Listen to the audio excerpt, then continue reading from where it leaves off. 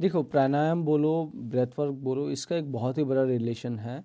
प्राणायाम का रिलेशन बहुत बड़ा है with your mind, and mind का रिलेशन बहुत बड़ा है विथ योर थॉट्स। मतलब एक साइकिल में चलता है। अगर तुम्हारा प्राण, मतलब प्राणायाम से जो हम लोग करते हैं, ब्रेथ वर्क से जिसको हम लोग स्मूथ बनाते हैं, तुम कह सकते हो, जिसको हम लोग राइज करते हुए प्राणा एनर्जी, ठीक है।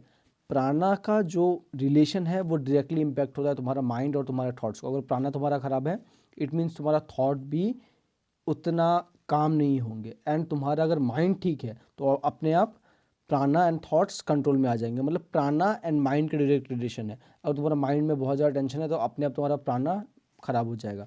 अगर तुम्हारा प्राणायाम मतलब प्राणा अच्छा है तो तुम्हारा माइंड अपने आप काम हो जाएगा, थॉट्स अपने आप शांत हो जाएंगे तुम्हारे।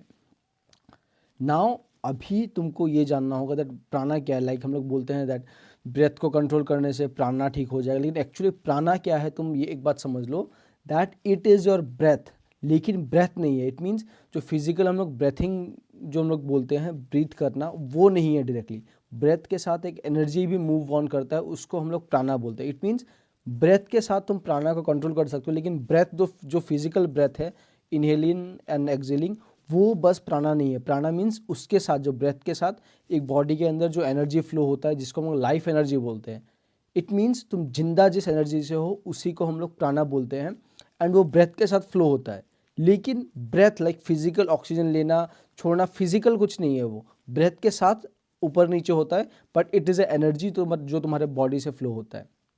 सो जब तुम इस एनर्जी को कंट्रोल करते हो, इट मीन्स जब तुम प्राणा का कंट्रोल करते हो, इट मीन्स तुम्हारे जो भी सेंसेस है और तुम्हारे जो माइंड है, सपोज तुमको बहुत ज़्यादा खाने का मतलब वो होता है, लाइक टेम्पटेशंस होता है, ठीक है, तुमको हर चीज़ करने का मन नहीं करता।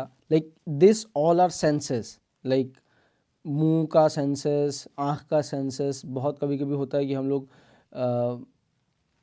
किसी चीज़ में फोकस नहीं कर पाते हैं। आँख मतलब चंचल बहुत जो सेंसेस होते हैं, उसको कंट्रोल करने के लिए प्राणा को स्टेबलाइज करना पड़ेगा, then you can control your senses. And जो भी ये प्राणा एनर्जी है वो फ्लो करता है थ्रू दिस इंस्ट्रूमेंट। मतलब prana is a energy and all of this senses and mind all are instruments, तुम समझ सकते हो। जब तुम इस एनर्जी को कंट्रोल कर लोगे, ऑटोमेटिकली तुम इंस्ट्रूमेंट्स यानी कि ब्रेन में, माइंड में, थॉट्स को तुम कंट्रोल कर पाओगे, ठीक है।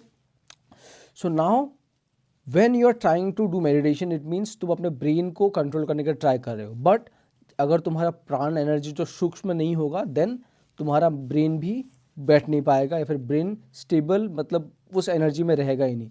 जब तुम प्राण वायु को, इट मीन्स जब तुम प्राणायाम करके उसको स्टेबलाइज कर लोगे, देन तुम्हारा थॉट्स और जो तुम मेडिटेशन कर रहे हो वो एक सही से होगा। Now the thing is, whenever you are doing meditation, तुमको लग रहा है कि हाँ मेडिटेशन में ध्यान नहीं टिक पा रहा है, मेडिटेशन करने के बाद भी बहुत दिमाग भाग रहा है, देन जस्ट डू प्राणायाम।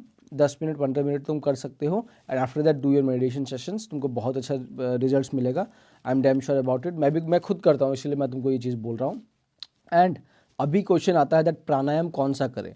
प्राणायाम में तुम जा सकते हो नाड़ी शोधन इज ए प्राणायाम, जो क्या करता है, left and right part of your body है, जो ब्रेन है, उसको ये प्यूरिफाई कर देता है, बैलेंस कर देता है दोनों एनर्जीज को, एंड दोनों तरफ के प्राण को ये मतलब बैलेंस कर देता है। इसीलिए तुम्हारा दोनों साइड्स ऑफ ब्रेन भी बैलेंस हो जाते हैं, एंड तुम्हारा ब्रेन एक स्टेबल बैलेंस्ड फॉर्म में आ जाता है। उसके बाद और एक है दैट इज़ अनुलोम विलोम। इसको भी तुम कर सकते हो, इट इज़ वेरी इजी, और उसका एक एडवांस वर्जन ही है नाड़ी शोधन, तुम ऐसे भी बोल सकते हो। उसके बाद डीप ब्रेथ्स विथ होल्डिंग भी तुम कर सकते हो, तुम अपने हिसाब से निकाल सकते हो, बट रैपिड मूवमेंट ऑफ जो ब्रेथ वर्क होता है उसको करने से कभी कभी तुम्हारा जो प्राणायाम है, जो प्राणा एनर्जी है, वो थोड़ा सा डिस्टेबलाइज हो सकता है, नीचे की तरफ भी जा सकता है।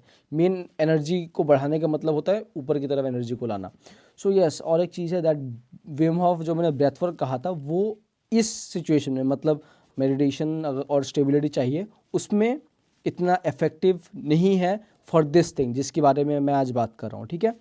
एंड देन ये सब जब तुम सूक्ष्म बना लोगे, एक हैबिचुअल थिंग में आ जाएगा। सपोज तुम 10 दिन 15 दिन 1 महीना से अगर तुम प्राणायाम कर रहे हो, तो ऑटोमेटिकली तुम्हारा ये स्टेट बन जाएगा। मतलब ब्रेथ का प्राणायाम जो एनर्जी है उसका एक एनर्जी का स्टेट बन जाएगा, जो कि एक लॉन्ग टर्म के लिए रहेगा। तुम्हारा जो टेंडेंसी ऑफ स्टेबल प्राणा है वो और लॉन्ग टर्म के लिए बढ़ जाएगा जैसे तुम इसको बढ़ाते हो। सो यस, डेली रूटीन तुम कर सकते हो। 20 मिनट्स मैं रखता हूँ खुद के लिए, तुम 40 मिनट्स तक रख सकते हो, it is very good. And उसके साथ तुम लाइक नाम को भी पकड़ सकते हो। एंड यस, ब्रेन को अगर थॉट्स को कंट्रोल करना है देन भगवान का जो नाम होता है उसको, जो भी तुमको नाम अच्छा लगता है उसको लेके भी तुम प्राणायाम में तुम कर मतलब पकड़ सकते हो उसको। प्राणायाम करते समय भी सपोज ब्रेथ इन कर रहे हो तो उसके साथ तुम नाम को ले जा सकते हो, एक्सहेल के साथ तुम नाम को छोड़ सकते हो, होल्ड में भी तुम नाम को अंदर ही अंदर कर सकते हो। अगर नाम को नहीं पकड़ पा रहे हो देन तुम स्पीकर से भी नाम को सुन के मतलब श्रवण करके पकड़ सकते हो नाम को।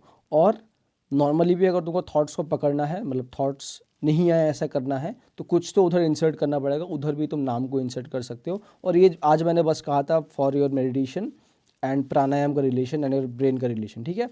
एंड नॉर्मली अगर मतलब ये प्रो टिप है दैट अगर तुमको थॉट्स को रुकाना है, रोकना है, देन तुम नाम जप का सहारा ले सकते हो। It is very effective. Effective क्या, it is the best thing that you can do for anything, any problem in your life. For that तुमको पता है कहाँ जाना है, तुम इजीली भजन मार्ग सर्च करके यूट्यूब में, पता है महाराज जी हमारे इस चीज़ को प्रमोट करते हैं, वो लाइक मेरे से क्या ही तुम सीखोगे, उनसे तुम डायरेक्टली जाके इसके बारे में तुम सीख सकते हो। So yes, this was the thing. And कुछ भी डाउट हो फॉर दिस टॉपिक जिसके बारे में मैंने आज डिस्कस किया, then you can just ask me out in the comment section.